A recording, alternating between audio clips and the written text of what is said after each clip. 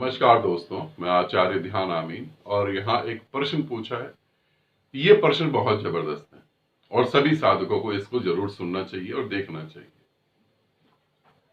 प्रश्न करने वाले ने ये पूछा है कि आपकी कौन सी बात को मैं सच समझूं। एक तरफ तो आप ये बोलते हैं कि मेरे करीब आ जाएं और समाधि में उतर जाएं। जो साधक गुरु के करीब होता है, गुरु के पास होता है, उसे ध्यान विधि करने की जरूरत नहीं होती। और दूसरी तरफ आप बोलते हैं कि आप अपने घर में ही बैठे, वहां भी तो मैं ही हूं, फिर पास आने की जरूरत क्या है, घर छोड़ने की जरूरत क्या है। दोनों ही बातें आपकी हैं और दोनों में सत्य क्या है वो आप बताएं। ज्यादा अच्छा होता कि तुम ऑडियो देते ताकि मैं ऑडियो यहां पे चला सकता।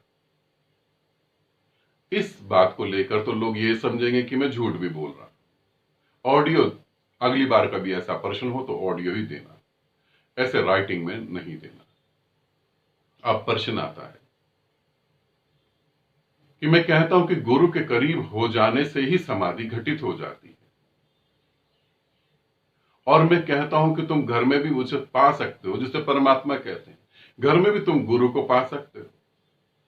गुरु किसी शरीर में सीमित तो नहीं, कण कण में व्याप्त है। गुरु का मतलब परमात्मा।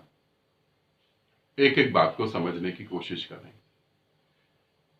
जब मैं कहता हूं कि तुम गुरु के करीब हो जाओ, मेरे करीब हो जाओ, और फिर तुम्हें ध्यान करने की जरूरत नहीं, ध्यान घटित होगा, यह मैं इसलिए नहीं कह रहा कि तुमसे मुझे कोई लालच है, तुमसे मुझे कोई काम है, तुम्हारी संपत्ति चाहिए, तुम देना भी चाहोगे तो मुझे क्या दोगे, तुम क्या दे सकते हो मुझे, देने योग्य तुम्हारे पास कुछ है। पहली बात, जो भी तुम्हारे पास है उससे तुम दुखी हो, चाहे वो पैसा हो, चाहे रिश्तेदार हो, चाहे बच्चे हो, चाहे पति हो, चाहे पत्नी हो, कुछ भी हो, उनसे तुम दुखी हो। दुखी हो तभी तो तुम खोज रहे हो। दुख नहीं होता तो खोज कहां से पैदा होती। तो पहला तो ये दिमाग में बिठा लो, तुम मेरे को देने योग्य नहीं कुछ भी। तुम्हारे पास कुछ भी ऐसा नहीं है जो तुम मुझे दोगे, और कुछ ऐसा मुझे तुमसे चाहिए भी नहीं। मेरे पास तो सब कुछ है। मैं पत्नी में संतुष्ट हूं, बच्चे में संतुष्ट हूं, मुझे इतने लोग प्यार कर रहे हैं, मैं उसमें संतुष्ट हूं। स्वयं परमात्मा मुझे प्यार कर रहा है, मैं उसमें संतुष्ट हूं, और मैं ही प्रेम हूं पूरी तरह से, मैं प्रेम में भी संतुष्ट हूं। फिर जब मैं कहता हूं कि मेरे करीब आ जाओ, उसका अर्थ है कि तुम्हें यह एहसास हो रहा है कि तुम वहां दुखी हो। मगर जब तुम ये कहते हो कि हम आपके करीब आ रहे हैं, अब यह समस्या पैदा होने वाली है। मेरी पत्नी को समझा सकते हो, मेरे बच्चों को समझा सकते हो, मेरे घर परिवार को तुम समझा सकते हो, मेरे घर परिवार को तुम समझा सकते हो। इसका अर्थ यह हुआ कि तुम जिम्मेवारी लेने को तैयार नहीं। तुम्हारे कंधे पे जो जिम्मेवारियां, तुम उसकी परवाह ही नहीं कर रहे, वो लेना ही नहीं चाहते। तुम चाहते हो कि जिम्मेवारी तो गुरु उठा ले और हम जो है परमात्मा में लीन हो जाए। अब यहां समझना तुम ये क्यों चाहते हो। तुम आ गए मेरे पास, तुमने कहा गुरुदेव हम आ रहे हैं, बाकी आप संभालो। और अगर तुम मेरे पास आ गए, परमात्मा के साथ एक हो गए, तो भी नहीं हुए तो भी, जब तुम्हारे रिश्तेदार, जान पहचान के लोग पूछेंगे, तब तुम ये नहीं कहोगे कि हमने छोड़ा था, तब तुम कहोगे गुरुदेव ने कहा इसलिए हमने छोड़ दिया। हम तो छोड़ना ही नहीं चाहते थे। अरे कौन पति को छोड़ता है, कौन बच्चों को छोड़ता है, हम तो छोड़ना ही नहीं चाहते थे। ये तो गुरु ने बहका दिया हमें, ये तो गुरु ने कह दिया, बस हम तो श्रद्धा में थे, ये तो गुरु ने कह दिया हमें छोड़ना पड़ा। ये तो गुरु ने कहा, हमने अपनी इकट्ठी जोड़ी हुई रकम गुरु को दे दी। तुम्हारी ये दशा है। इसीलिए ऐसे लोगों को मैं कहता हूं तुम घर में ही बैठो। परमात्मा के साथ एक होना, परमात्मा के प्रेम में डूब जाना, ये कायरों का काम नहीं है, कायरों का नहीं। मैं बचपन की अपनी बात बताता हूं, जब मेरे को ऐसी प्यास उठी, ऐसी लगन लगी, तो मेरे पिता ने घर में बोला, ये सब छोड़ दो, ये सब छोड़ो, ये सब ठीक नहीं। और मैंने आत्महत्या करने की कोशिश करी। उन्होंने कहा ये क्या कर रहे हो? मैंने कहा जब तक वो नहीं मिलेगा तो जीने का फायदा ही क्या? वो नहीं है तो जीऊंगा किसके लिए? अगर मैं कहूं तुम्हारे लिए, तो तुम्हें भी तो एक दिन चले ही जाना है, किसके लिए जीऊंगा? मुझे तो वो ही चाहिए, या तो वो, उसके बिना जीवन बेकार है। मैंने नहीं कहा कि तुम मेरी जिम्मेवारी संभालो, मैंने अपने गुरु को नहीं कहा कि तुम मेरी जिम्मेवारी संभाल। गुरु के दर्शन होने ही दुर्लभ हैं। वो तुम्हें स्वीकार कर ले, इसका एहसान मानो कि उसने स्वीकार कर लिया, फिर तुम ये जिम्मेवारी भी बताओ। नहीं, परमात्मा चाहिए, अपनी जिम्मेवारी अपने कंधों पे उठाओ। एक उदाहरण दे रहा हूं, शराब की दुकान पे जाओ शराब लेने, वहां लिखा होता है, शराब की बोतल पे लिखा होता है, शराब पीना सेहत के लिए हानिकारक है। शराब पीने के बाद तुम मरने लगो, लीवर फेल हो जाए, किडनी खराब हो जाए, क्या तुम उस कंपनी पे दावा करते हो? क्या तुम शराब की दुकान में बैठे उस आदमी को पकड़ लेते जो शराब बेच रहा है? नहीं।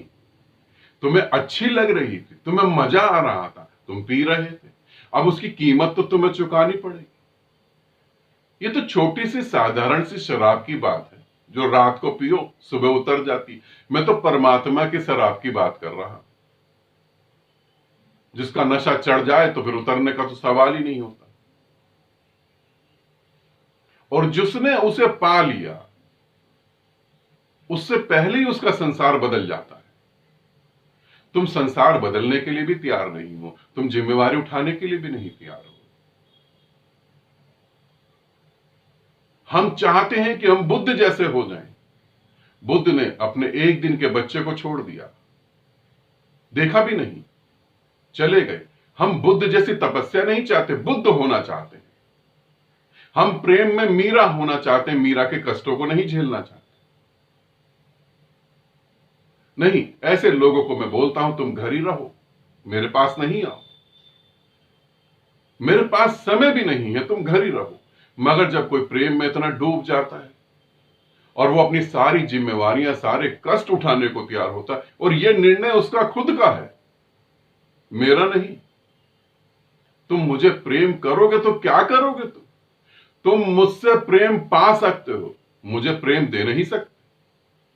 मैं तो खुद दाता हूं, दाता को कोई क्या देगा? तुम मुझे नहीं दे सकते कोई प्रेम। यदि तुम सोचो कि तुम मुझे प्रेम दे रहे हो तो तुम्हारी गलतफहमी है। तुम मेरे करीब होकर प्रेम को जी सकते हो। पहली बार तुम जानते हो कि किसी और जगत का प्रेम इस पृथ्वी पे उतरा हुआ है, और उसे तुम महसूस करते हो, तुम मुझे दे नहीं रहे। इसे समझना, ये सब निर्णय तुम्हारे हैं। इन लोगों को मैं कहता हूं तुम घर ही बैठो। और जो लोग इतने क्रांतिकारी, जो लोग इतने हिम्मतवर हैं, जो ये कह सकते हैं कि हमें मौत मंजूर है, मगर बिना परमात्मा के, बिना गुरु के जीना मंजूर नहीं, उनके लिए मेरे द्वार खुले हुए, कभी बंदी नहीं हुए। जो ये कह रहे हैं कि मेरे को गुरु जरूरी है, नहीं तो मौत जरूरी है, मैं तुम्हें बताऊं, मेरा शरीर छूट भी जाए उनके लिए तब भी मैं उपलब्ध रहूंगा। पृथ्वी भी छोड़ दूं तब भी उनके लिए उपलब्ध रहूंगा, क्योंकि उनके अंदर वो प्यास है जो स्वयं एक दिन मेरे अंदर थी, वही उनके अंदर है। मैं अपने ही रूप को कैसे छोड़ दूंगा? फिर मैं नहीं छोड़ रहा, मगर कायरों को मैं अपने पास आने नहीं दूंगा। शेर शेर को ही पसंद करता है, बाकियों को तो वो खा जाता है मार के, तो कायर तो वैसे भी मर जाएंगे। तो दो ही बातें जो शेर की तरीके से हैं, उन्हें तो मैं बुला लेता हूं कि तुम आना चाहो आ जाओ, मगर निर्णय तुम्हारा है।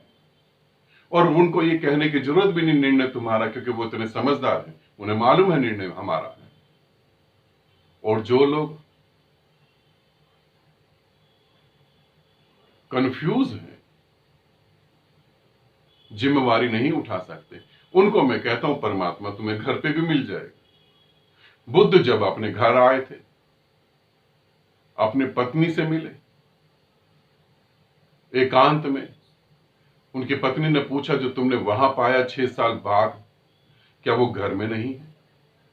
बुद्ध ने उसका कोई उत्तर नहीं दिया, क्योंकि उसका कोई उत्तर था ही नहीं। बुद्ध ने सभी प्रश्नों के अपने जीवन में उत्तर दिए थे, इस प्रश्न का कोई उत्तर नहीं था। जिनमें हिम्मत नहीं है, जिनमें शक्ति नहीं है, जो जिम्मेवारी नहीं उठा सकते, वो घर पे ही रहे। उन्हें घर पे इस जन्म नहीं, किसी और जन्म से ही कभी ना कभी तो मिल ही जाएगा। और जो शेर जैसे दहाड़ सकते हैं, अपनी जिम्मेवारी उठा सकते हैं, उनके लिए मैं कहूं भी तो क्या कहूं। मेरे कहने को वो सुनेंगे भी कहां, मेरे कहने को वो सुनेंगे भी नहीं, वो तो आ ही जाएंगे, वो सुनेंगे भी नहीं। इन दोनों बातों में कहीं मतभेद नहीं है।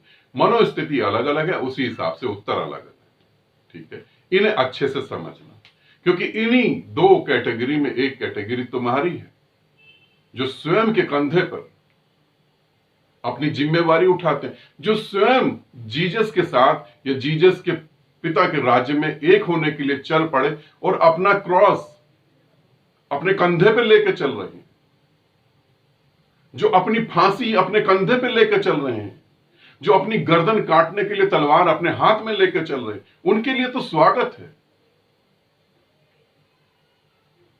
जो अपने खोल से नहीं निकलना चाहते, जो कुएं के मेंढक कुएं में ही बैठे हुए हैं और वो कह रहे हैं हमारे कुएं को कुछ ना हो, समुंदर दिखा दो, उनके लिए कुआं ही ठीक है, वो सुरक्षित है, वहीं रहना ठीक है। इसलिए दो मनोस्थिति के हिसाब से दो बातें बोल दी। अब तुम देखो कि कुएं में हो या अपनी मौत अपने कंधे पर रख के चलने के लिए तैयार हो। आनंदित रहो, सदा खुश रहो। बहुत बहुत प्रेम आप सभी को।